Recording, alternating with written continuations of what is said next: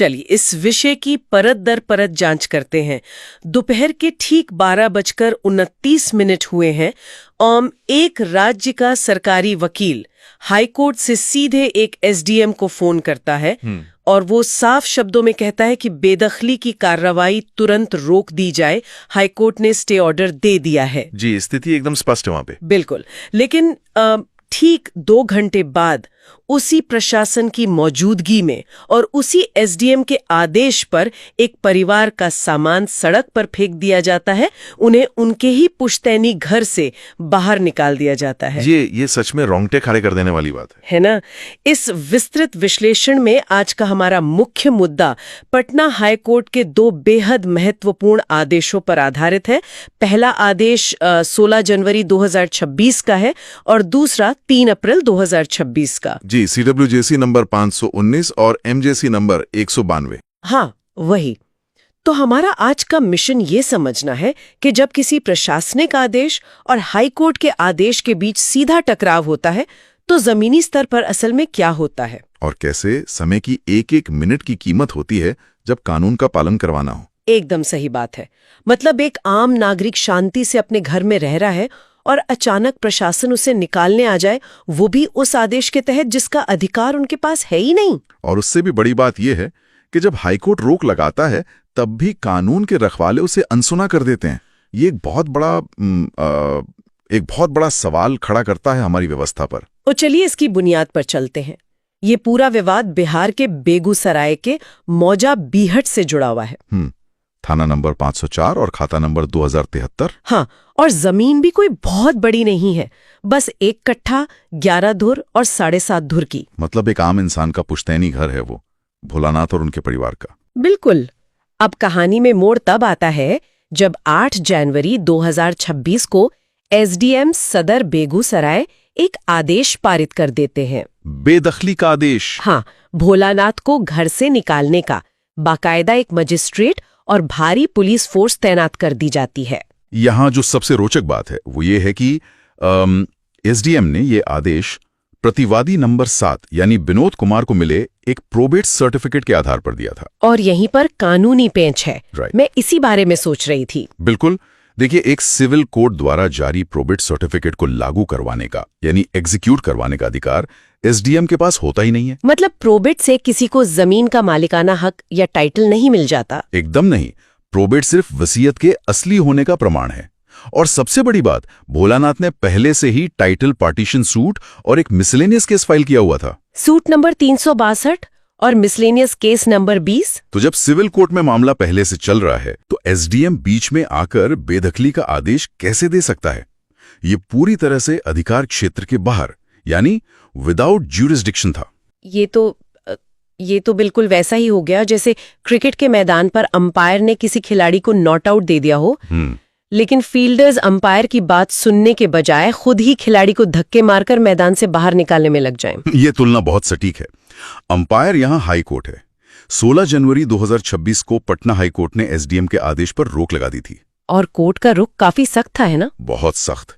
Court ने prima facie माना कि एसडीएम का आदेश विदाउट ज्यूरिसडिक्शन था और गलत इरादे से यानी मैलाफाइड इंटेंशन से दिया गया था। मतलब प्रतिवादी नंबर 7 के साथ मिलीभगत करके। हाँ, और कोर्ट ने पुलिस और मैजिस्ट्रेट को स्पष्ट निर्देश दिए कि एसडीएम के आदेश का पालन बिल्कुल न किया जाए। यहाँ पर कहानी सच में बहुत दिलचस्प हो जाती है क्योंकि हाईकोर्ट ने तो रोक लगा दी, पर ग्राउंड पर क्या हुआ? चलिए इस टाइमलाइन को देखते हैं। वो टाइमलाइन बहुत क्रूशियल है। एक एक मिनट का हिसाब है वहां। सुबह के 11 बज रहे हैं। हाई कोर्ट ओपन कोर्ट में स्टे ऑर्डर पास करता है।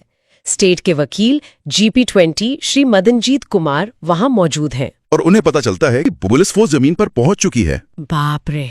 तो 11:11 से 12:17 के बीच GP20 तुरंत वहां तैनात मजिस्ट्रेट राम विनोद ठाकुर को कॉल करते हैं, और वो भी 1-2 बार नहीं, 5 बार कॉल करते हैं। क्योंकि स्थिति बहुत गंभीर थी। पर मजिस्ट्रेट ठाकुर का जवाब क्या होता है?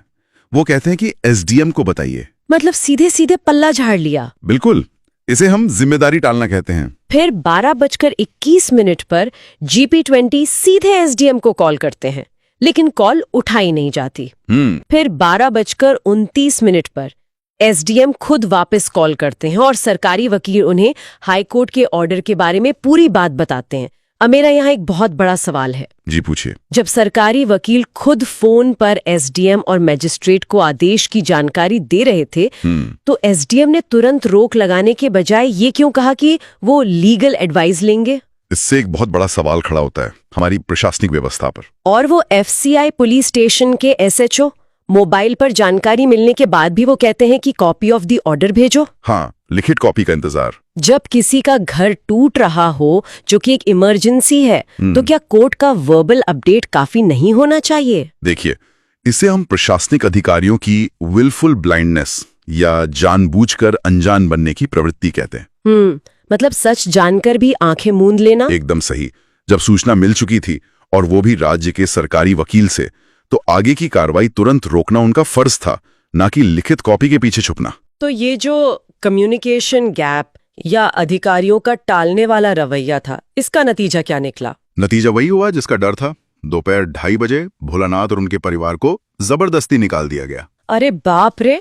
जबकि GP20 ने 2:33 और 35 पर व्हाट्सएप और SMS पर डिटेल्स भी भेज दिए थे। हाँ, पर तब तक तो इविक्शन हो चुका था। और फिर भोलानाथ ने इस जबरन बेदखली की फोटोज हाईकोर्ट में पेश कर दी, सप्लीमेंट्री एफिडेविट के जरिए।